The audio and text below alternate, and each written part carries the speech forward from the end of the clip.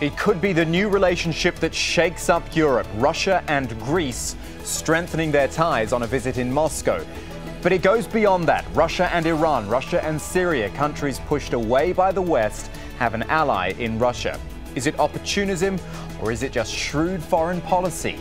This is Inside Story.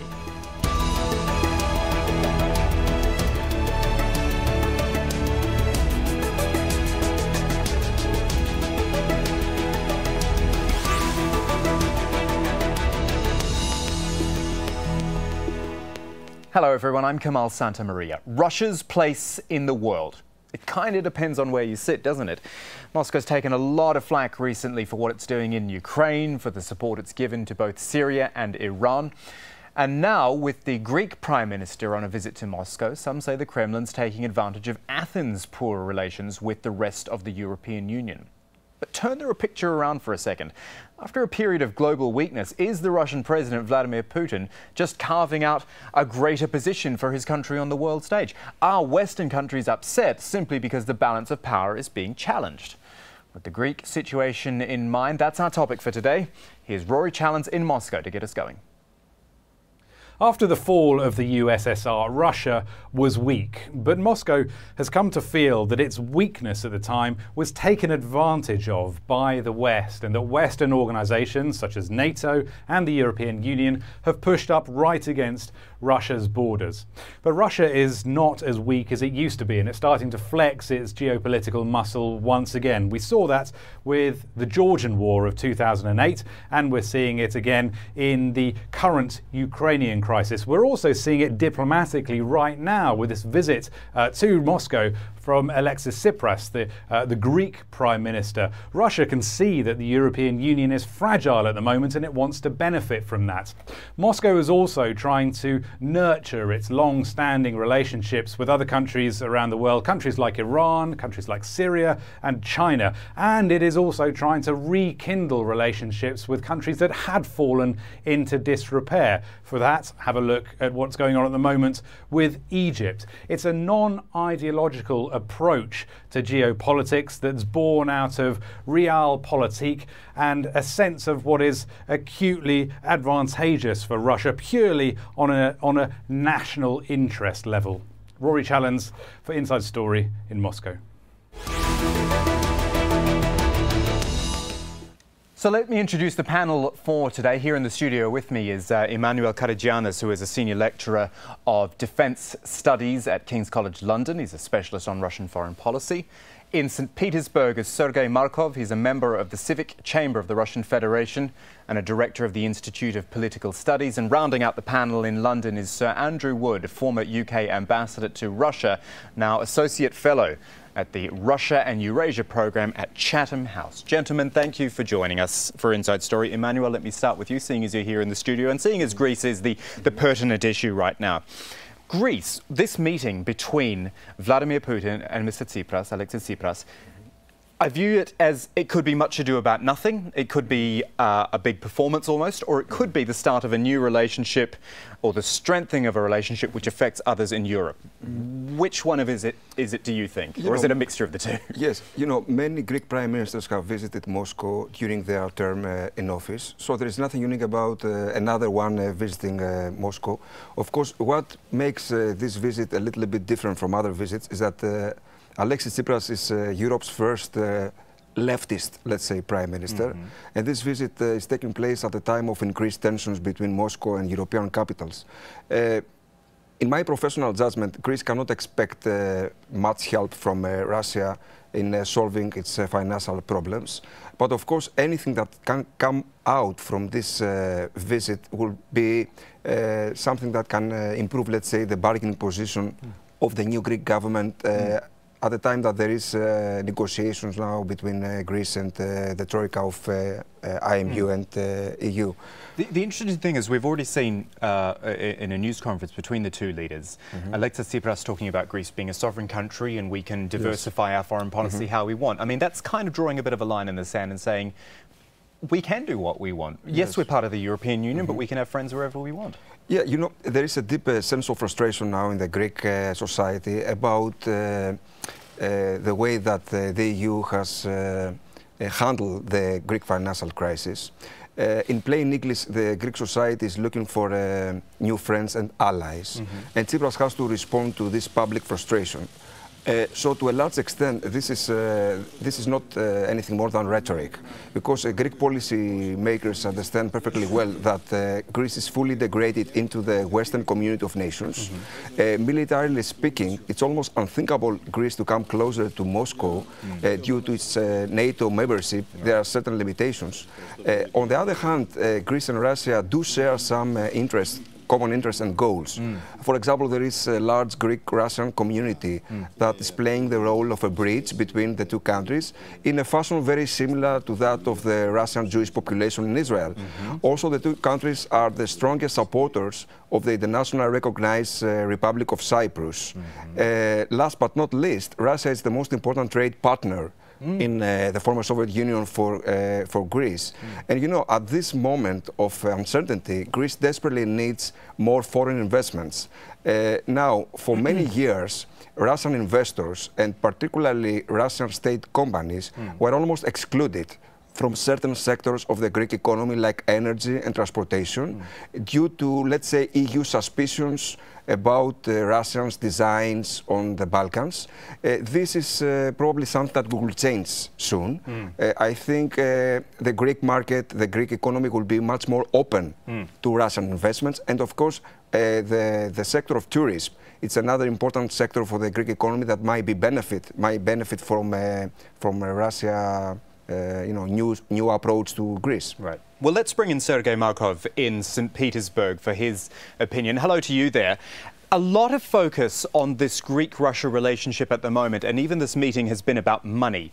People have been saying Greece is running a fine line with the European Union. They might not be able to pay back their loans, so Russia might be able to pay it. Now, I'm the host of a business program on this channel. I know that Russia's had a lot of economic problems recently. They've gone close to recession. The ruble has crashed as well. I wonder if Russia's even in a position to help Greece that much. You know, first of all, Russian ruble already didn't crash, but now improving. And last 2 months, Russian ruble is showing mostly positive track among the world global currencies. And if you look at Greece, of course, Greece is interesting to improve economic relations with Russia and to avoid this crazy sanction war. But it's if only Prime Minister of Greece visit Moscow, nobody would be interested in so much. The issue is, the point is that what Tsipras is talking, leader of another dozen of European Union countries is thinking, and they're ready to support this policy of stopping sanction war and stopping civil war in Ukraine. And paradoxically, this southern part of European Union, Mediterranean, I would say, trend, is finding some solution. And this solution for Ukraine is very easy: democratization, federalism, and stopping policy of governmental terrorism, which is conducted by Kiev. Okay, let's bring it back from Ukraine, can we? Because I think that's more northern, more Baltic countries. Ukraine is a whole separate issue, which we can talk about later. I did want to focus on Greece just at the moment. No. Let me ask you this. I mean, a lot of people will look at Russia at the moment as almost an element of opportunism. They're looking at Greece's weakness within the European Union and thinking, oh, well, this is an opportunity for us to help out there and to strengthen our ties there. Is that fair enough? I think Greece, of course, I mentioned, interesting about improving relations. Russia also. But both Russia and another European unions want to come through this period of artificial conflict between Russia and European Union. A lot of people understand that European Union countries don't want to be in such conflict with Russia, and Russia don't want to be in such conflict with European Union as we have. It's artificial conflict created by Washington together with London and Warsaw.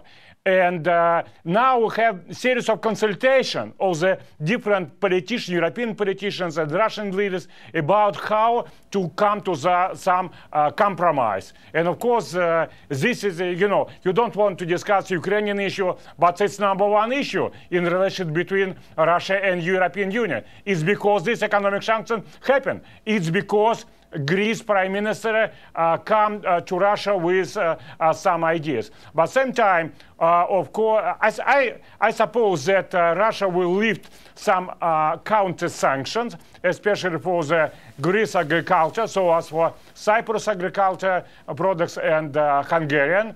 And we hope that a lot of countries understand that European Union, that we should stop this sanction war, we should stop civil war in Ukraine by moving Ukraine to the democracy, freedom of speech, and free and fair elections, and federalism, federalism, federalism. Let's bring in Sir Andrew Wood in London for some of his reaction. Look, I think Sergei has made some good points there. He's talked about this idea of it potentially being an artificial conflict with the European Union. I mean, that's a matter of perspective, but you tell me what you think about that idea and Russia and Europe. Let's put it that way. Well, it's very easy to stop the war in Ukraine, which is being conducted by Russia. It's nonsense to talk about this as a civil war, as if Russia had nothing to do with it. And the sanctions will remain until Russia sees more sense and until Russia agrees to implement the Minsk II agreement properly. So that's quite a simple issue. Okay. The question of Russian sanctions, food sanctions against European Union countries, well, those are sanctions which have hurt Russia more than any European Union country. If it wishes to raise them for Greece, well, fine. I don't think that matters very much at all, either way, though it might be good for Greece. Britain is, of course, not a member of the Eurozone, so we don't have immediately the problems that Greece is having with the rest of the Eurozone. We hope that these will be resolved in a way which helps the Greek economy and helps the Greek sense of its worth as a nation, which we too respect. So again, I think the visit to Moscow is important as a demonstration, as an indication that both sides would like the relationship to improve and to solidify, but I don't think it's a world-shaking event. Well, the thing is, there's just contradictions all over the place, isn't there, Sir Andrew? You've got NATO's expansion throughout Europe, and Russia might fairly sort of think, well, we need to fight back or we need to react to this if you're going to have our borders with all this NATO influence there. But then, look, last July, Vladimir Putin called Europe a priority and a vitally important partner. It's all, there's just too many contradictions there, I feel, for this to work. Well, I absolutely agree. I think that the question of what sort of relationship Russia has with the rest of Europe, including Ukraine, is a central issue for all of us. Russian policy is based on the idea that might is right, that it has the license to seize part of another country, in this case Crimea, that it has the license to support and maintain violence in the east of Ukraine. I don't see that this is in Russia's national interest. It's not a policy which is going to work. It's a policy which perhaps feeds a certain sense of national pride and national resentment at the way history has treated Russia. But it is not a sensible way of proceeding, and in the end it does not help Russia to be the great country it is and should be. OK, let's let Sergei Markov answer some of that. Sir Andrew Wood has made some very good points there, as you did as well, but this is the idea that he's talking about what Russia did in Crimea, what it continues to do in Ukraine. How can it hope to have a good relationship with Europe when these things are going on? And you're saying it's an artificial conflict between them. There is conflict, and it's quite obvious to see why. The solution is very easy. Democracy, it means policy which is conducted, which rely on the political will of the people. Let's ask people, and we will know that referendum happened in Crimea, and huge majority of Crimean people want to leave Ukraine, which they became part of artificially because Nikita Khrushchev, General Secretary, made this personal decision because before this he was head of the Ukrainian Communist Party. As Andrew, you support communist leaders and their decision which sharply violate the will of the people. We don't think this is democracy. The democracy is policy based on the political will of the people. Let's again ask Ukrainian people. I think the civil war which we have in Ukraine, organized and orchestrated from Washington, from London, and from Poland. And Andrew, your politician, your parliamentarians, your prime minister, keep responsibility for the civil war in Ukraine. And we ask you very carefully, stop this civil war by stopping support of terrorism, state terrorism, and suppressing of the opposition. Okay. Andrew, do you want a quick response to that before I bring in Emmanuel? I'm here in St. Petersburg to discuss this issue.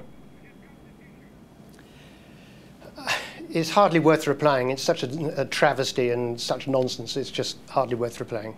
Okay, we'll leave that there. Emmanuel Karagiannis, you had something to say as well. Something to the discussion. Sure. I think it's important to understand that Russia, whether we like it or not, is suffering from structural insecurity. This is a country with vast and unnatural borders that has been invaded more times in its history than any other European country. So NATO enlargement in the former Soviet Union space was not a good idea. And that was because it gave the wrong message to Russia. NATO, I will remind you, was created to defend Europe from Soviet aggression. So for Russians, it's like, you know, like it was yesterday. So when the Ukrainian government, the Georgian government, invited NATO to start negotiations, the message that Russia got was that that was in order to, let's say, promote the encirclement of Russia, in order to not invade Russia, literally, but in order, let's say, to undermine the Russian presence. So the West must find another way to integrate those former Soviet republics into the Western community of nations. Okay, gentlemen, we're going to move on from Europe and Ukraine and all sorts of Greece as well, and we're going to look at some other areas. The Middle East, I think, is important. You know, Russia has criticised the Saudi Arabian-led airstrikes on Yemen recently. It's called for a peaceful resolution to the conflict. That angered the Saudis. Just have a look at this, at what the Saudi foreign minister said. He said, Russia speaks about tragedies in Syria while they are an essential part of the tragedies befalling the Syrian people, by arming the Syrian regime above and beyond what it needs to fight its own people. He goes on to say, I hope that the Russian president corrects this so that the Arab world's relations with Russia can be at their best level. Andrew Wood in London, let me bring you back into this. I mean, what the Saudis are essentially saying is there that Russia, you're talking peace on the one hand and you're arming with the other hand. Fair argument, but there's a lot of countries out there that do that. Well, the Syrian situation is a horribly complicated situation. I think one must have a certain sympathy for the fact that Russia has had a long-standing relationship with the Assad regime, and that in supporting it, it's perhaps got in rather more deeply than maybe it hoped to do at the beginning. I don't myself quite know how that's going to resolve itself. It is a phenomenally difficult problem. And I don't have any great criticism of Russian policies in this area, but I do think that they should think a little bit more about the end game should be and how we can all of us help the people of Syria to solve this problem.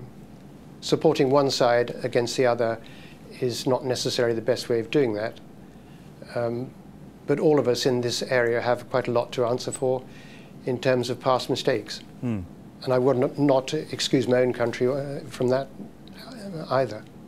Sergei Markov, what do you think? I mean, Andrew makes a good point there. This should be about the Syrian people, shouldn't it? We draw lines on the Syrian conflict and we say Russia supports the Syrian government and all that. It should really be about stopping the fighting and helping the Syrian people, shouldn't it?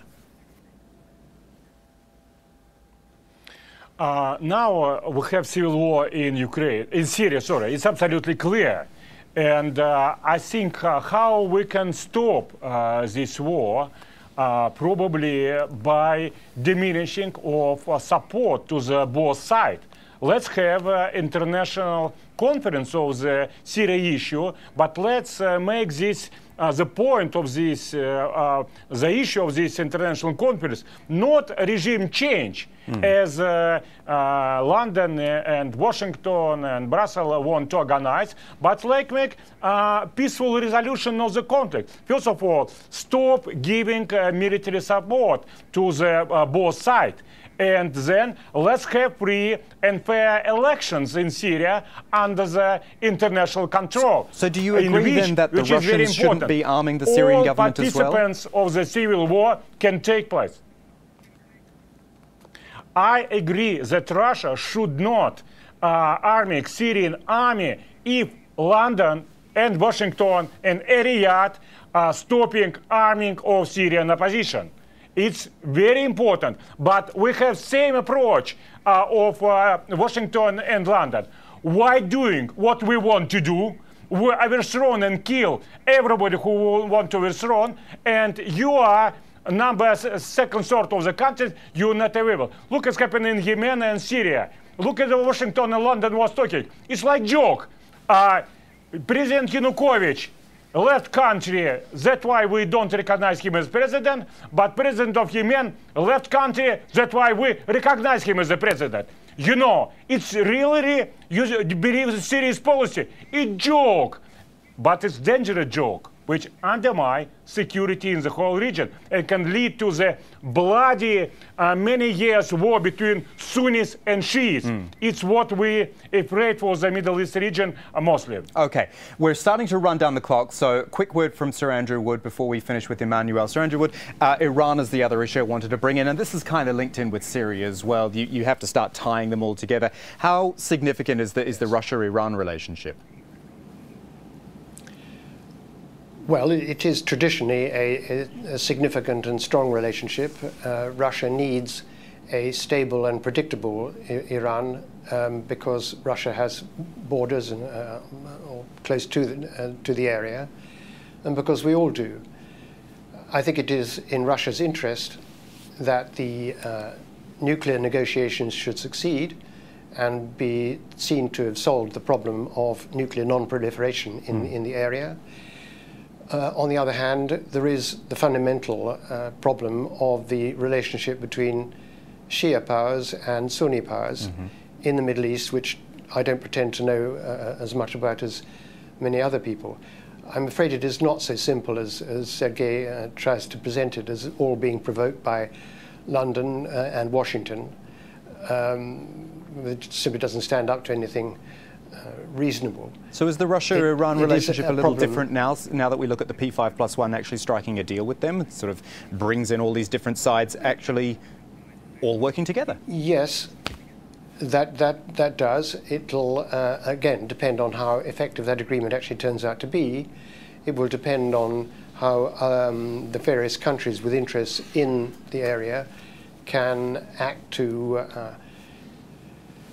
ameliorate the threat of ISIL and the threat of a wider conflict between Shia and Sunni.